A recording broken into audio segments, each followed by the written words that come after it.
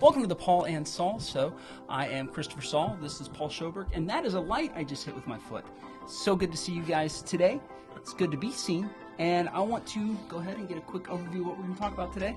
Number one, Niceville man indicted for sharing secrets inappropriately. Not great.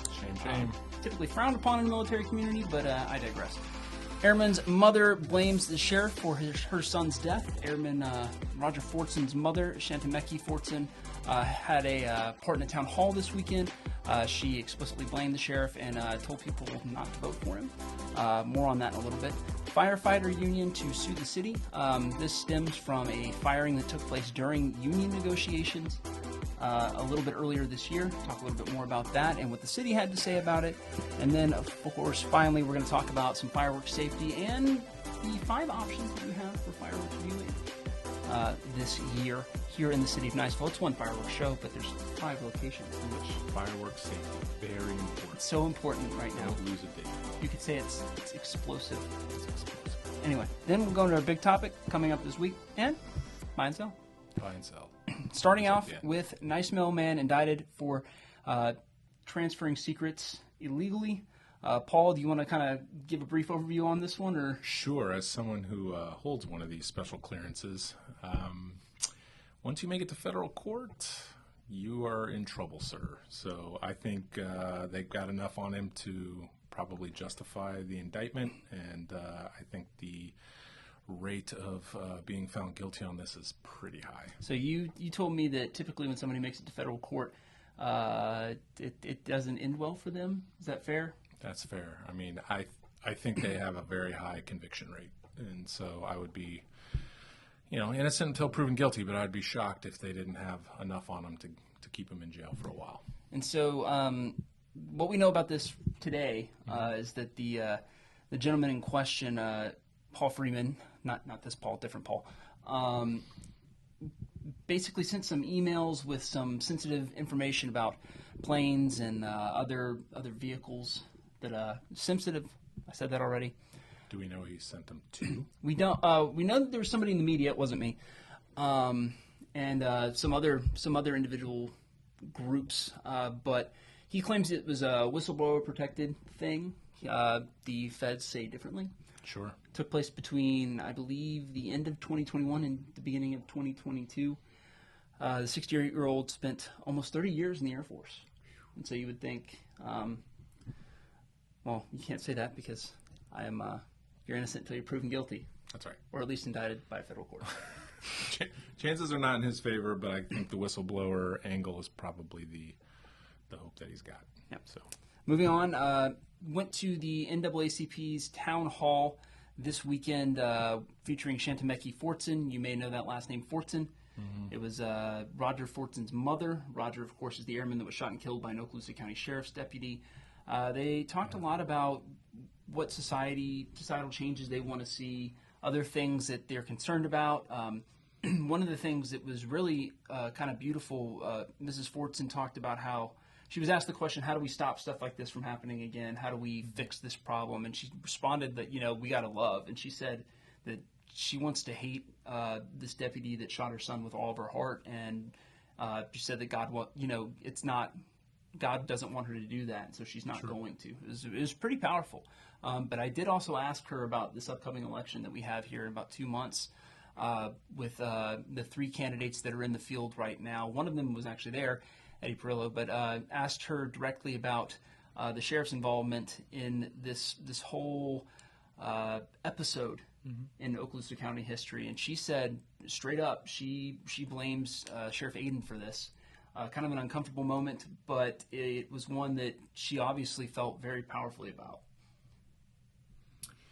I mean, I think it always ends up going right to the top, right? I mean, you don't take a position like sheriff or CEO of a company or principal of a school or name the head leadership position without the understanding of you end up being responsible for everything underneath you, whether you truly had a direct impact to the situation or not. So I think it's fair to blame the guy at the top, and I'm not sure how the sheriff feels. I know there was a recent interview you did with him, so maybe you could give some highlights of that. But as someone who leads a company, if something falls on the floor, if something bad happens, I take responsibility for it ultimately.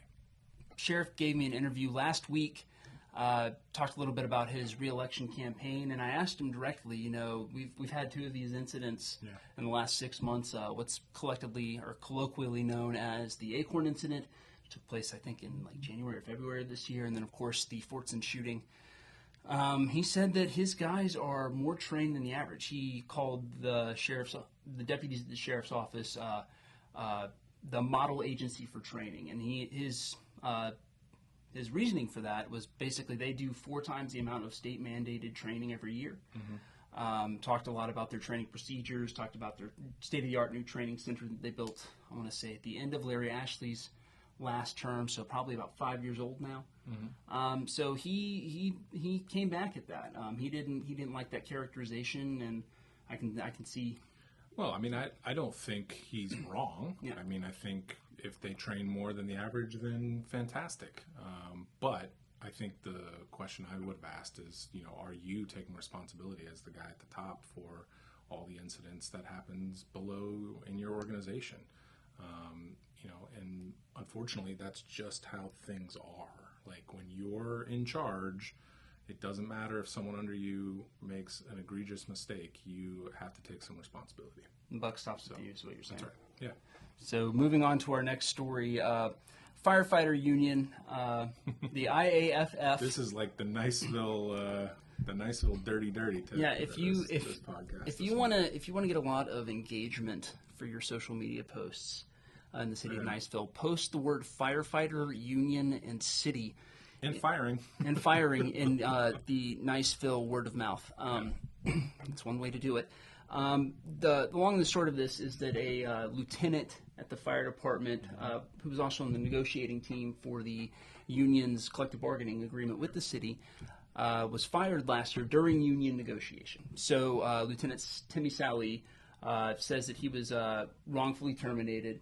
And the union that backs the local union here, the International Association of Firefighters, has said that they're going to sue the city. So they're going to sue on free speech grounds and for wrongful termination. What does that mean for us? I don't know. But it can mean anything from a settlement to a full-on suit where their damage is assessed.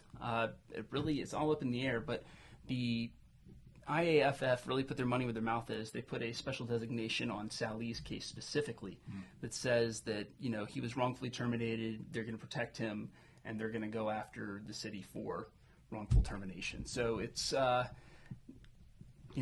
wrong, or indifferent, it's going to cost the city taxpayers money. Either whether the city wins or Lieutenant Salee wins, this is not a position we want to be in. Sure. No municipality wants to be sued, and I'm not an employment lawyer, so I'm not going to pretend that I know what's going to happen or whether this is a valid case or not. Unions are a challenging thing. We can argue whether we think they're good or bad for employment. I think over time we're seeing less and less of them. But obviously, this is something that we're going to be dealing with for a while in the court system, and I don't know, I don't know if the city tries to handle it on its own or goes and gets their own representation outside of the city lawyer. But I would guess that they would have to find some specialists in employment law to go through with this. So. Yeah. The other thing that might be worth noting. About a year and a half ago, when they were looking for a replacement for the city manager for Lanny Corbin, one of the questions that every single candidate got asked in the final round when I was sitting there listening to them talk about it is like, do you have experience dealing with unions? Yeah. And I don't think that was by accident. I think that the city council at the time when they were figuring out who they wanted to hire was concerned about this collective bargaining agreement and how it was going to go down. And I think this proves that the city council was right to be a little nervous. Yeah, I mean, unions have deep pockets, especially when you have a national organization backing it. So I guess we'll just have to see how it plays out. I mean, I don't think either you or I know the details enough to say one way or the other. I definitely don't. Yeah. So last thing, we'll talk about the fireworks show for the Independence Day. Boggy light up the bayou. Light Up Boggy Bayou is this Thursday, 8:45 p.m. That's Central Time, by the way. What other time would it be? Look, I'm just covering my bases, man. So just in case they're driving from Tallahassee to see it. Look, man, it has happened. Stranger things have happened. This is one of the great small town things that Niceville does. I mean, there's a list of things, but this is one of those things they've continued to do. It always seems to get better and better. Mm-hmm. They have a lot of fundraising and different advertisers, and people have given money to it. So I think it's a great opportunity for the city to get together and enjoy the 4th of July. It's free for anybody that wants to go. There are 5 locations that the city recommends that you show up at in order to get prime viewing. Okay. I will say that last year it was on Sunday, and Steve Sajak, shout out to Steve Sajak if you're watching, was there apparently at 8 a.m. Or after the 8 a.m. mass on Sunday to get his seat. And kudos to you, man, if that is true, and if it's not, then I've just lied publicly. My bad. But you will see most people start getting there. It starts at 8:45. You'll see people getting there at 6. 5 locations: Lincoln Park over in Valparaiso, as well as the Shipyard Park in Valparaiso, are the 2 Valp locations on the west side of the bayou that are recommended for you to go show up and see them for optimal viewing and parking. Kiwanis Park, kind of in between the northernmost point of Boggy Bayou, right there, is another location, as well as Lions Park, and then the downtown area that they're trying to build there off of Bayshore are the 5 places they say you should go check it out. I think you can see it pretty well from the base as well. From the base has got Postal Point and that sandy spot there, so folks who can get on base can probably see it from there. And then by boat is always a great way to see it as well. I've done that the last couple of years. But I'll say, again, it's one of the great things that Niceville does. So it's a tradition. It's pretty cool. After, I guess that's kind of all of our headlines. So we should move on to the big topic. I've given you 2 suggestions, and I wanted you to pick today. Okay. Suggestion number 1, what would we need to do to build more running and walking friendly multi-use paths? Yes, my knees still hurt. And what does the process or costs of this look like long term, kind of from our collective Strong Towns perspective? What do we need to do? What do we need to prepare? Or we can talk about city budget season, which is upon us. They're doing their budget workshops this month, July, and then most of August. Budgets are boring. Budgets are boring, but they're very important. They are important. We can definitely talk about the walkability stuff. I think that's fairly valid and something that no one's going to argue with. So I think historically, Niceville has had a challenge because of how the city limits are structured, and you have a lot of county-owned roads and land, and also sidewalk space.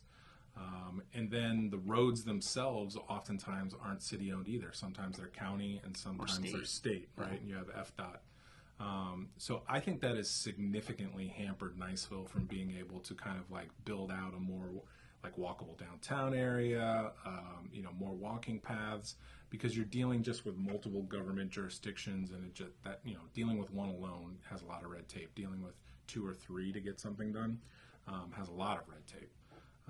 So I think what we have is fantastic. The city doing things like Turkey Creek and with the CRA and what they want to do in the waterfront down by Post 20 and Blue Collar. I think all that stuff's great. And I think there's going to be other opportunities as well if the city's willing to work even more closely with Okaloosa and with the state on the state roads. I think that the fact that there are multiple jurisdictions there does give us a little bit of an opportunity, right? Because when there's multiple jurisdictions, that's multiple pots of money. Fair. And that's so right. I'm hopeful, and you never know, right, that the city and the county could work together well in the future to build out a multi-use path. And what I mean by multi-use path is here's how it's different from a sidewalk. Sidewalk, concrete, only so wide, 3 feet, 4 feet, 5 feet wide. Can't you really use bicycles on it? It's really hard on runners' knees because it's really densely packed. Sure. Here in the south, it's better to use concrete because there's not a lot of temperature variation like there is in the north. So the more dense concrete lasts longer. The problem is it's not very good for people that want to run or bike or exercise and do high impact stuff. Sure. So I think that if we wanted to see a more outdoor community, especially in that downtown area, right by Post 20, to see some sort of trail, and my fever dream is that we put together some sort of like 5K or 10K to like raise some of the money. Now, you're never going to be able to raise enough to do the whole trail by itself, but if you can raise enough to say like, hey, we're serious about this, I think that that's where you have a really good chance of building something like that where people could bike and not have to worry about getting run over, or could go running and not have to worry about knee injuries, or all that other kind of stuff. Because I went running this morning, the only place to run that's not concrete or cement is kind of in the neutral ground in between people's houses, lanes and stuff. And yeah. People tend not to like that. Well, I think the city recently hired a grant writer, so that happened, which is great. I read an article. He already made his money back. He got like a $2 million grant like that. That's awesome. That's awesome. Yeah, there's definitely opportunities. The city of Pensacola, I think, recently got $5 million from the state to create even more walkable space, and they already have a ton downtown, right?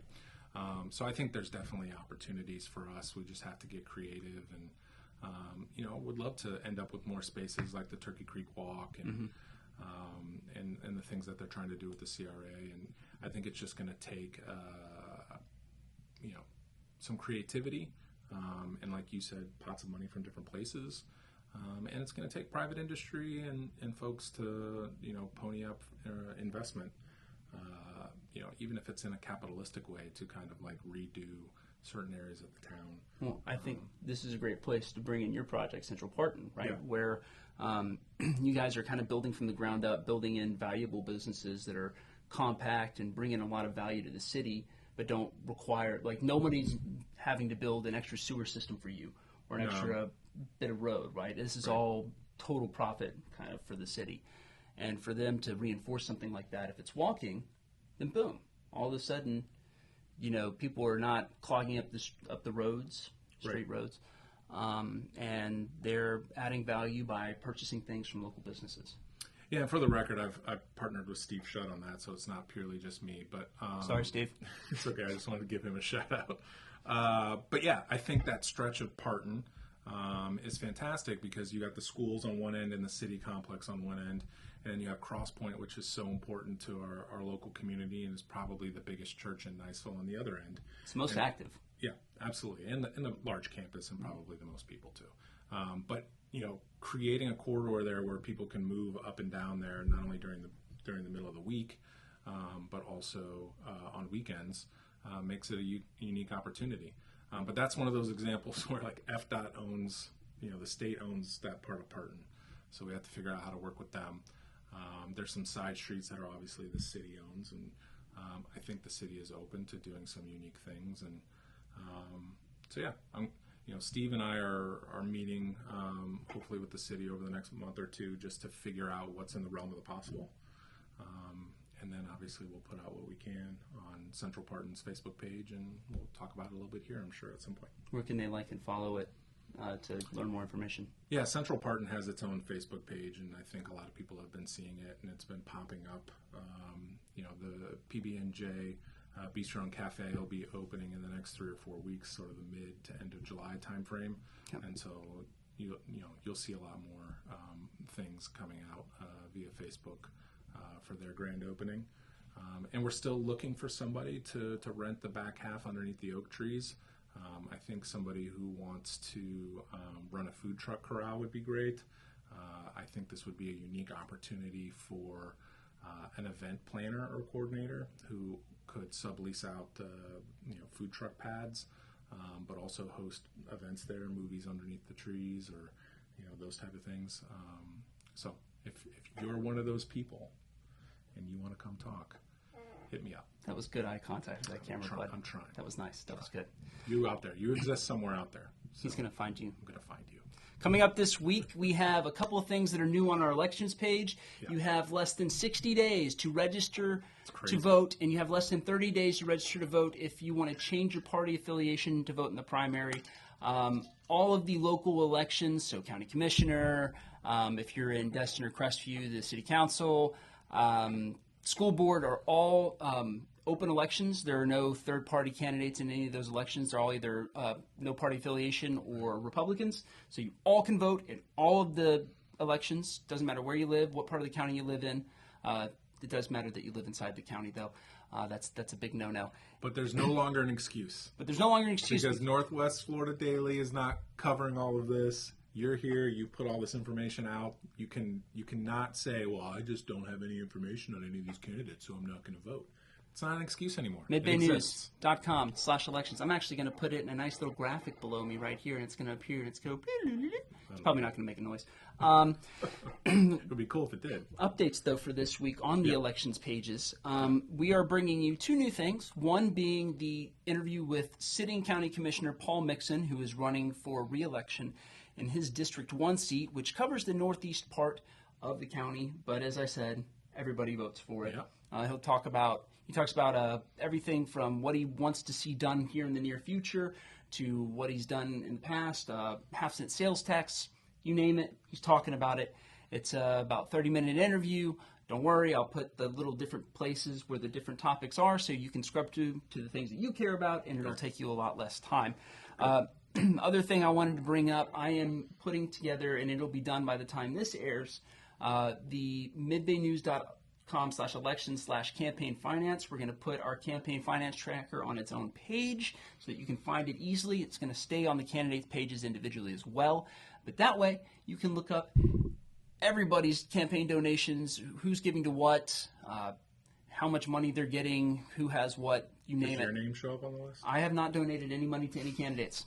My name doesn't show up on the list either. I need to be clear. I am not donating to anybody. I have my opinions. They're strongly held, and I know who I'm voting for. I'm not telling you because you need to make your own decisions.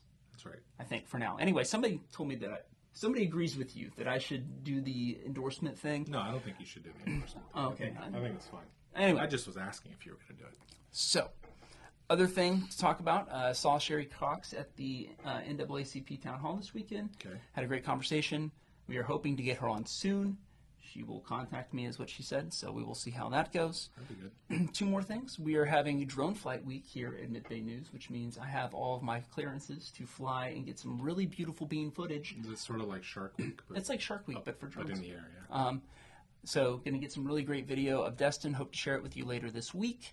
And then finally, General Jeffrey Garrity is relinquishing command to Colonel Mark Masoro on Wednesday. I believe it's on Wednesday, change of command. And so we will have a new commander at Eglin Air Force Base. It's good. So General Garrity's been here for 2 years, I want to say. This happens every 2 or 3 years. So he's on his way to his next assignment. And Colonel Masoro, welcome. I hope I said your name right. If I didn't, I apologize, and I will learn how to pronounce it correctly. And then finally, our favorite time. Buy and sell. Buy and sell. So since I already know what your buy and sell is, I should probably not go first because mine plays off yours, and Fine. so it would be weird if I went first. Fine. Okay, go ahead. As I always do, I'll go first. Not because I want to, but because I'm forced to. Number one, buy. I am buying the Niceville Fireworks Show. The fact that they can raise tens of thousands of dollars in a community effort every year People love the fireworks. for a 30-minute fireworks show is kind of incredible. It is. No, it's great. And everybody goes along, gets along, buys Boston butts all year long. I feel like they're always for sale. I know that they're not, but I feel like they are. Yeah. They do Anyway, a great job. For them to do that, to have the community sponsorship, thanks to GCT and local properties, as well as Third Planet Brewing, for making those donations to make this possible. But I mean, they raised somewhere in the neighborhood of like what, $100,000. It's an amazing amount of money. We like to make things go.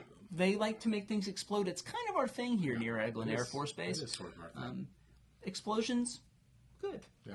What are you selling? I am selling other people's fireworks shows. You don't want to hear theirs? Not so much that I don't want to hear them. I'm just tired of seeing like way back when. Yeah. So let's go back in time. All right. Story Picture time. this. It's 2015. The iPhone 4 has just come out. There's Marco Rubio is going to be president. It's been a long time. Yeah. And my first story as a young pup news reporter, first day on the job, I go with veteran reporter Deanne Lopez. Deanne, if you're seeing this, shout out. You're awesome. And we go to a gentleman's house, just out in Odessa somewhere. And my guy has like 2 fingers left from the previous year's fireworks, where he tells us, he had a couple of drinks and decided to light off like some pretty sizable fireworks, but in his hand. It's Odessa, man. What do you want? So the whole story was like, hey, he basically just held up his hands like, do you want this? No? Okay, don't get drunk and shoot off fireworks. I've taken that and expanded it to just kind of all fireworks shows. I like the idea that it's controlled, that we're spending a lot of money in one place and there's a lot of explosions, and then we can all kind of go about our lives. Yeah. And on a more serious note, like I think about a lot of the veterans that have PTSD that are living around here, and that's not fun for them. Queue up the animal posts. I mean, people are going to start. Oh yeah, and the dogs. The dogs, yeah. So I'm not necessarily anti other people's fireworks shows. I'm just not crazy about them. Yeah. So I'm selling them, and hopefully that we can consolidate and we can have more bigger, gooder explosions in one place. More gooder explosions. Those are my buys and sells. Okay. Mine are 4th of July related too. So my buy is Boston Butts. Gotta get that butt. I try to buy them. I mean, they're really good. The city does a great job. The pickup is so fast and smooth. If you're hosting a party, you should definitely buy a couple of those Boston Butts, 2 or 3 Boston Butts. Freeze one of them. I do that. We'll buy like 3. We'll feed a bunch of people with 2 of them, and then freeze the other one. So I recommend it. Buy the Boston Butts. Well, as the warrior poet MC Hammer once said, shake that healthy butt. Baby got back. That's not MC Hammer. Is it not? Oh, well. I don't know, man. That's before my time. Who is that? Sir Mix-a-Lot. Is it Sir Mix-a-Lot? Fine. As the warrior poet Sir Mix-a-Lot once said, shake that healthy butt. I hope that stays in. Oh, it's... What am I selling? I'm selling the boat ride home after the fireworks are over. Oh my gosh, it is harrowing. I've done it back-to-back years, and it is very scary, the number of boating captains who are whipping out of that bayou and into other bayous and places, and it is very unsafe, and it's nerve-wracking for me every year to do it. Have you ever seen like that sweet B-roll footage that they put out that's like of Indian traffic circles? Yes. I feel like that's it. It's exactly what it is, except it's pitch black, and half the boats don't have their lights on. Some of them are very big, some of them are very small. Some of them are very drunk. And some of them have been inebriated, and it is by far one of the scariest things I do every single year. So I don't know if I'm doing it this year. I think we have a lot of people that are visiting, so I don't have room for everybody on my measly little boat. But it is quite scary. So I'm selling the fact that we are not doing a good job of boat safety. Selling nautical naughtiness. Anyway. Nautical naughtiness. Is that it now? That's it. Go home. Be nice, Niceville. Be nice, Niceville.